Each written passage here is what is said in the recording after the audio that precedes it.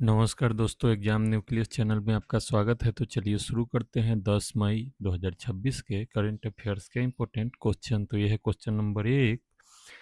हाल ही में केंद्र सरकार ने सर्वोच्च न्यायालय के न्यायाधीशों की संख्या 33 से बढ़ाकर कितनी करने की मंजूरी दी है?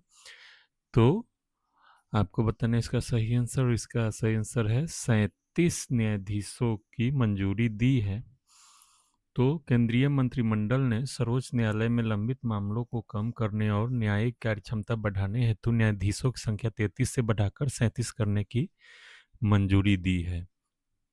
तो इसमें परीक्षा का तथ्य है क्या कि सर्वोच्च न्यायालय अनुच्छेद 124 के तहत गठित हुआ था। न्यायाधीशों की संख्या संसद निर्धारित करती है। भारत का सर्वोच्च न्यायालय नई दिल्ली में स्थित है। दूसरा question, mission for cotton productivity का मुख्य उद्देश्य क्या है? तो आपको बताना है इसमें सही आंसर, और इसका सही आंसर ऑप्शन बी, कपास उत्पादन एवं प्रतिस्पर्धात्मकता को बढ़ावा देना। तो इसका डिटेल यह है कि केंद्र सरकार ने मिशन फॉर कॉटन प्रोडक्टिविटी को मंजूरी दी, जिसका उद्देश्य वर्ष 2030-31 तक कपास की उत्पादकता एवं गुणवत्ता बढ़ाना है। परीक्षा का तथ्य है कि कपास एक खरीफ फसल है, मतलब गर्मी के समय बोया जाता है, और भारत विश्व के प्रमुख कपास उत्पादक देशों में शामिल है। चलिए तीसरे क्वेश्चन को देखते हैं। भारत और फ्रांस के बीच हाल ही में किस क्षेत्र में सहयोग बढ़ाने पर चर्चा हुई है? तो अंतरिक्ष एवं आर्टिफिशियल इंटेलिजेंस का समझौता हुआ है। इसका डिटेल यह है कि भारत और फ्रांस ने स्पेस टेक्नोलॉजी, आर्टिफिशियल इंटेलिजेंस तथा इमर्जिंग टेक्नोलॉजीज में सहयोग मजबूत करने पर चर्चा की है। इसरो और सीएनईसी लंबे समय से सहयोगी है, वहाँ की अंतरिक्ष एजेंसी। फ्रांस भारत का प्रमुख रणनीतिक साझेदार है, जैसा कि राफेल फाइटर जेट हमने फ्रांस से खरीदा है। तो ये था इसका डिटेल। चौथे क्वेश्चन को देखते हैं।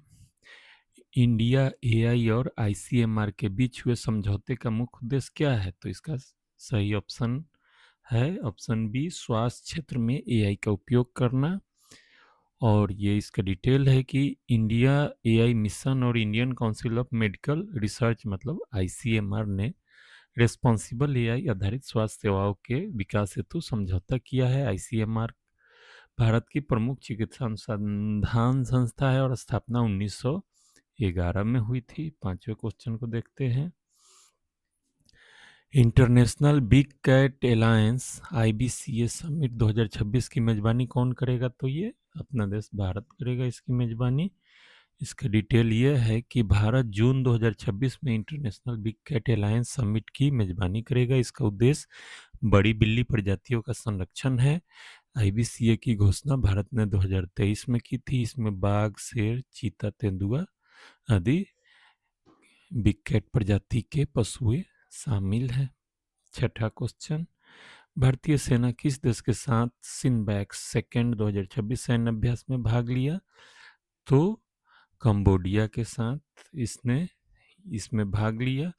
भारत और कंबोडिया के बीच आयोजित सिनबैक सेकेंड 2026 संयुक्त सैन्य अभ्यास का उद्देश्य आतंकवाद रोधी सहयोग को बढ़ाना है। तो ये था इसकी डिटेल। और एशियान देशों के साथ भारत का रक्षा सहयोग लगातार बढ़ रहा है। संयुक्त सैन्य अभ्यास यूपीएससी में एक महत्वपूर्ण विषय है, इससे रिलेटेड क्वेश्चन उसमें पाए जाते हैं।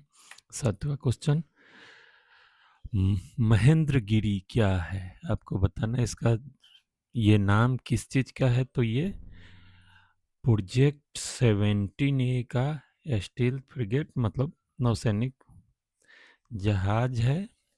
तो महेंद्रगिरी भारतीय नौसेना का आधुनिक स्टील गाइडेड मिसाइल फ्रिगेट है, जिसे प्रोजेक्ट 17A के अंतर्गत विकसित किया गया है। निर्माण Mazagon dock shipbuilders limited में किया गया है। यह आत्मनिर्भर भारत रक्षा कार्यक्रम का हिस्सा है। तो ये था इसका डिटेल। आठवां क्वेश्चन, अप्रैल 2026 में जीएसटी संग्रह लगभग कितना रहा? आपको बताना है इसका सही आंसर, और इसका सही आंसर है 2.43 लाख करोड़। ये रहा जीएसटी दर्ज किया गया है अप्रैल 2026 में। जीएसटी लागू कब से हुआ? तो 1 जुलाई 2017 से लागू हुआ। जीएसटी काउंसिल के अध्यक्ष कौन होता है? तो केंद्रीय वित्त मंत्री होते हैं इसके अध्यक्ष। 9वां क्वेश्चन, हाल ही में फॉरेक्स रिजर्व समाचारों में क्यों थे? किस कारण से यह चर्चा में था? तो विदेशी मुद्रा भंडार में भारत के गिरावट दर्ज की गई है। इसका डिटेल ये है कि आरबीआई के अनुसार भारत के फॉरेन एक्सचेंज रिजर्व में लगभग 7.8 अरब डॉलर की गिरावट दर्ज हुई है। फॉरेक्स रिजर्व्स का प्रबंधन आरबीआई करता है। इसमें गोल्ड, एसडीआर और फॉरेन करेंसी एसेट शामिल होते हैं।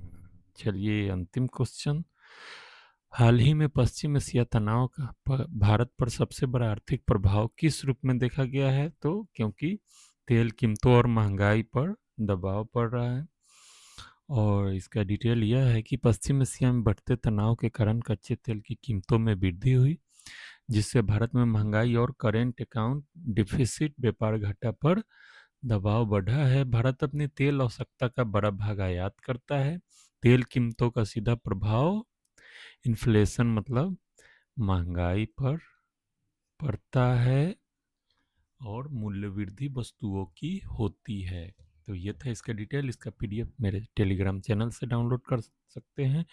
और आपका अभी तक वीडियो देखने के लिए बहुत बहुत धन्यवाद। आशा करता हूँ कुछ सीखने समझने को मिला होगा, और ऐसा है तो मेरे चैनल को सब्सक्राइब करें, वीडियो को लाइक और शेयर करें। Thanks for watching.